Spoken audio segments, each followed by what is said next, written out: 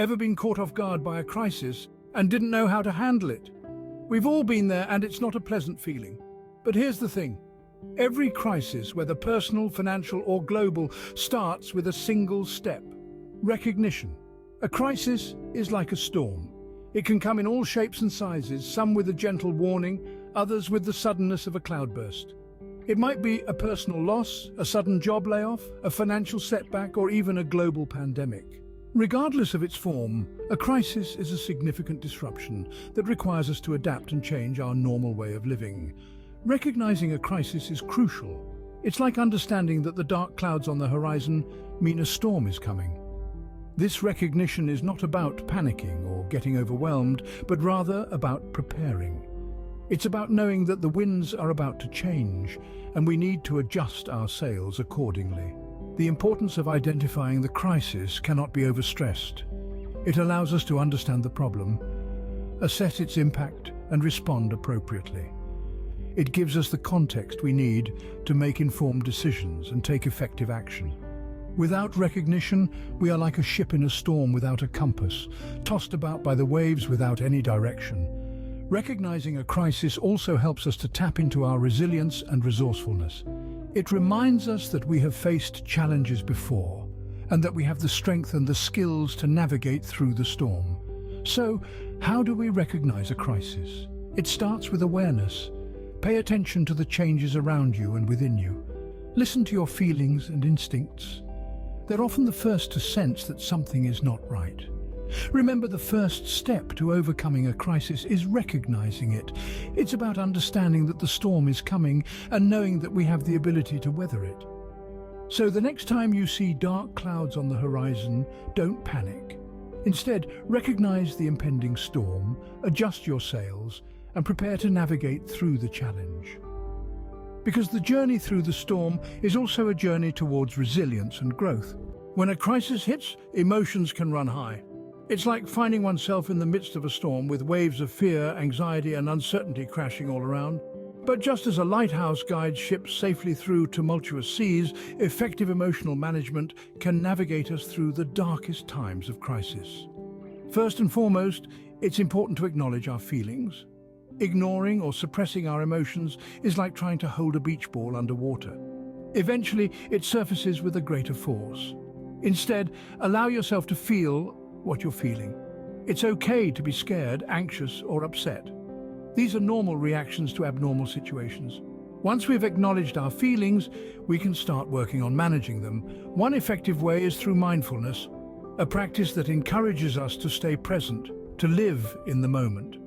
When we're mindful, we're not worrying about the future or regretting the past. We're simply existing right here, right now.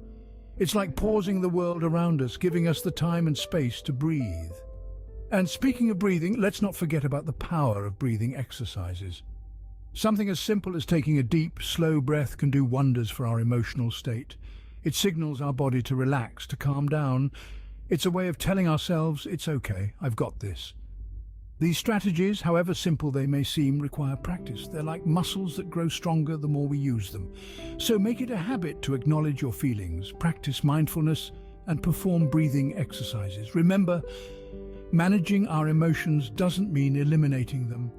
It's about understanding and regulating them. It's about turning the chaos of a storm into the calm after the rain.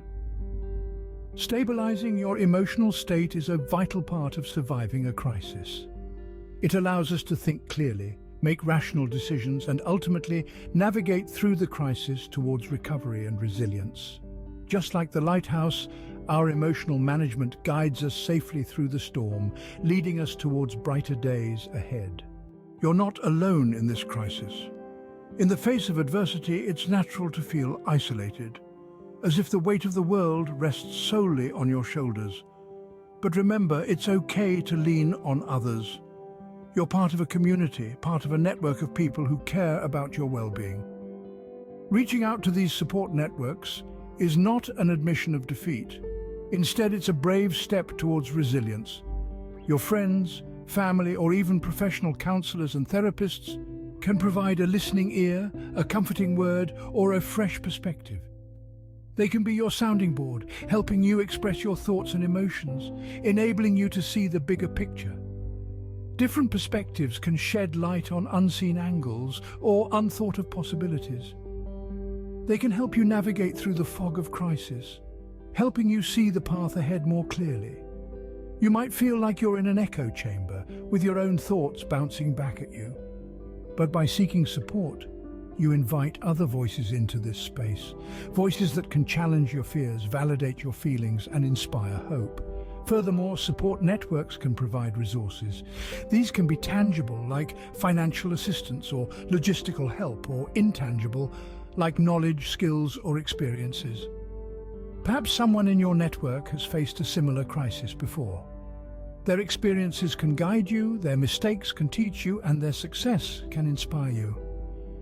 In times of crisis, the world can seem like a vast, stormy ocean, and you might feel like a lone ship, tossed and turned by the towering waves. But remember, you're not alone. There are other ships out there, ready to throw you a lifeline, ready to guide you to safe harbor.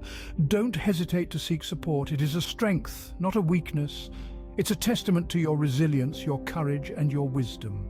A crisis can be a journey, and it's a journey you don't have to make alone. So reach out, connect, and let the strength of others help carry you through. It's time to take action.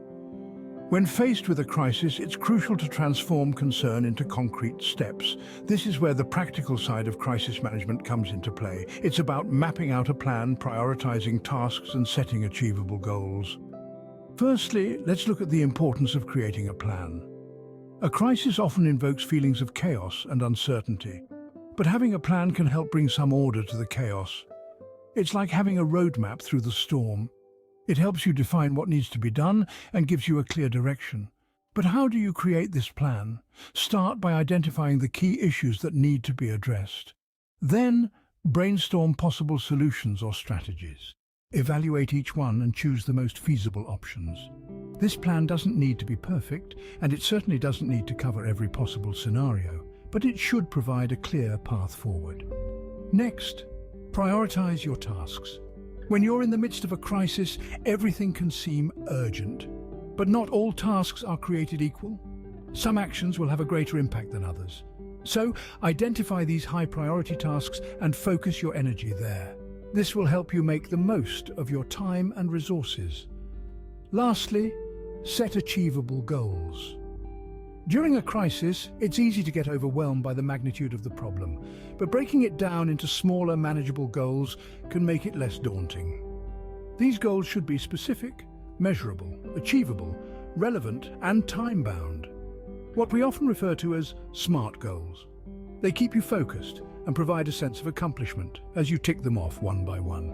These practical steps, creating a plan, prioritizing tasks, and setting achievable goals, are the building blocks of effective crisis management. They help you navigate the chaos, make progress, and ultimately overcome the crisis. Remember, focus on what you can control and take action accordingly. In the midst of chaos, a routine can be your anchor. When the ground beneath you feels unsteady, holding on to a routine can provide a sense of normalcy, a guiding rhythm in the cacophony of crisis. It's like the steady tick-tock of a clock, grounding you amidst the whirlwind of uncertainty. Now, what makes a good routine? Well, it's more than just a rigid schedule. It's about incorporating activities that nourish your body and mind. Regular exercise, for instance, is not just about maintaining physical health. It's a stress reliever, a mood booster, a way to channel your energies in a positive direction. Pair this with a balanced diet, rich in nutrients that fuel your body and keep your brain sharp. Remember, what you feed your body, you also feed your mind. So opt for meals that are as colorful as a painter's palette, brimming with fruits, vegetables, lean proteins, and whole grains. And let's not forget about sleep. It's your body's natural reset button, ensuring you wake up refreshed and ready to face the challenges of a new day. Aim for a good 7 to 9 hours of sleep each night. It's not just about quantity, but quality too.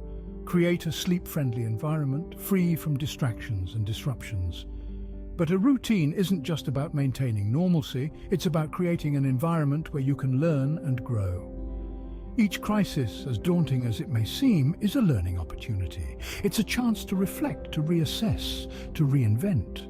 Look for lessons hidden in the rubble. Ask yourself, what can I learn from this? How can I grow? Remember, a crisis doesn't define you. It's how you respond to it that does. So embrace the chaos, hold on to your routine, seek the lessons, and keep moving forward. After all, resilience isn't about avoiding the storm, but learning how to dance in the rain. A crisis can be transformative. With the right approach, you can emerge stronger and more resilient.